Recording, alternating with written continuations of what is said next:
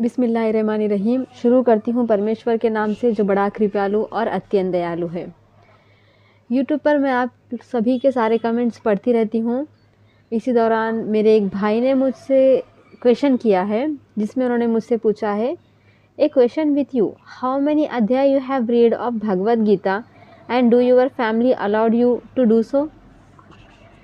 भाई मुझसे पूछते हैं कि मेरा आपसे सवाल है कि आपने भगवद गीता के कितने अध्याय पढ़े हैं और आपकी फैमिली क्या आपको सपोर्ट करती है गीता पढ़ने में। तो मेरा भाई के लिए जवाब है कि मैंने भगवद गीता के सारे अध्याय, भगवद गीता में 18 अध्याय हैं और मैंने सारे अध्याय पढ़े हुए हैं। और यस ऑफ कोर्स, फैमिली के सपोर्ट के बिना मैं यहाँ तक नहीं आती।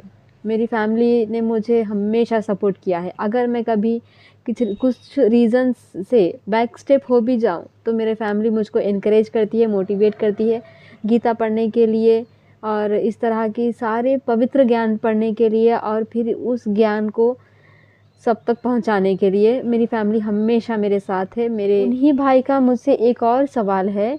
उन्होंने मुझसे पूछा है कि क्या कुरान में रीबर्थ का कॉन्सेप्ट है, यानी कि पुनर्जन्म।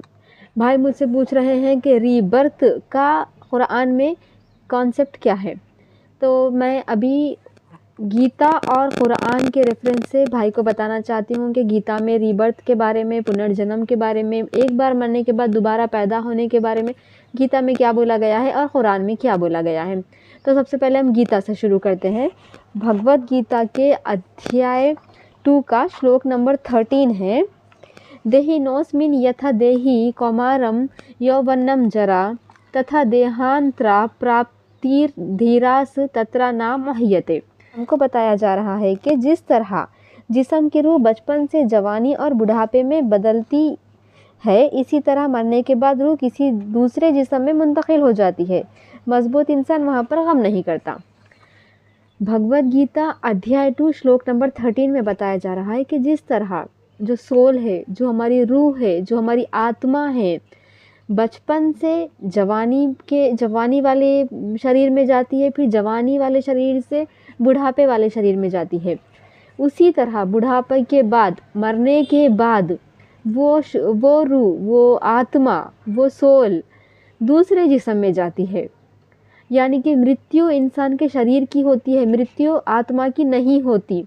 और एक समझदार इंसान, एक ज्ञानी इंसान, एक दानिश्वर, एक अक्लमंद इंसान यहाँ पर गम नहीं करता, यानी कि इंसान के मरने पर गम नहीं करता, क्योंकि मृत्यु सिर्फ और सिर्फ शरीर की है, आत्मा की मृत्यु नहीं है। आत्मा पहले बचपन वाले जिस्म में आई, फिर बचपन के बाद जवानी वाले जिस्म में आई, जवानी के बाद बुढ़ापे वाले जिस्म में आई, और फिर जब वो इंसान का देहांत हो गया तो वो इस शरीर को छोड़कर चली जाती है। ये हमको भगवद गीता के अध्याय 2 के श्लोक नंबर 13 में बताया जा रहा है। उसके बाद भगवद गीता के अध्याय 2 का श्लोक नंबर 27 है, जातस्या हि ध्रुवो मृत्यु ध्रुवम जन्मामृतस्य च तस्माद् अपरिहार्यर्थे नात्वं शोचितुम् अर्हसि। इसमें परमेश्वर हम सबको बता रहे हैं कि जो पैदा हुआ है उसकी मौत लाजिम है और मरने के बाद दोबारा पैदा होना भी लाजिम है, इसलिए इस अटल सूरत हाल में तुम्हारा गम करना मुनासिब नहीं है। यानी कि जो कोई भी इंसान पैदा होता है, जिस तरह पैदाइश के बाद मौत लाजिम है, जन्म के बाद मृत्यु निश्चित है, बिल्कुल उसी तरह मृत्यु के बाद दोबारा जन्म लेना या फिर दोबारा उठना भी निश्चित है।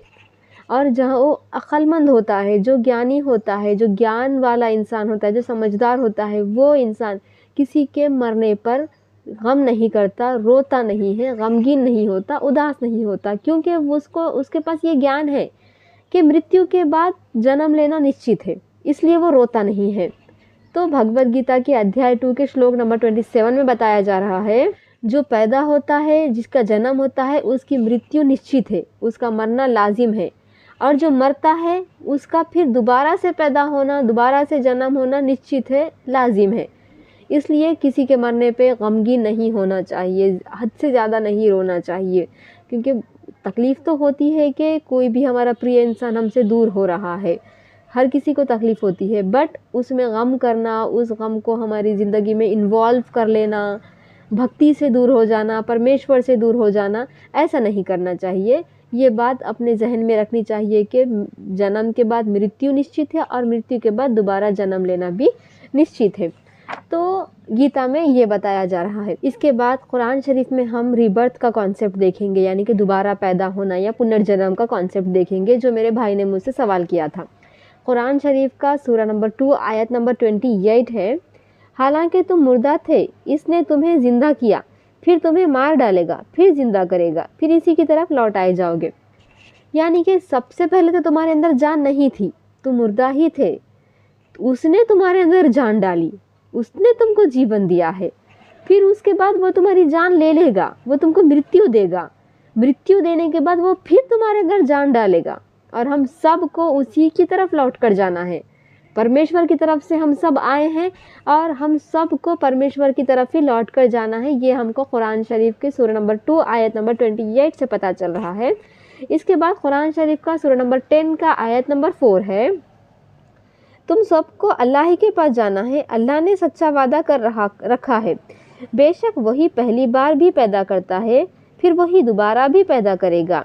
यानी कि अल्लाह पहली बार भी पैदा करता है, अल्लाह इंसान के अंदर पहली बार जान डालता है, उसको माँ के पेट से पैदा करता है, उसको जीवन देता है, फिर जब उसकी मृत्यु हो जाती है वही दोबारा भी पैदा करेगा, वही दोबारा से उसके अंदर जान भी डालेगा। फिर कुरान शरीफ 19 का आयत नंबर 15 है, इस पर सलाम है जिस दिन वो पैदा हुआ और जिस दिन वो मरे और जिस दिन वो जिंदा करके उठाया जाए।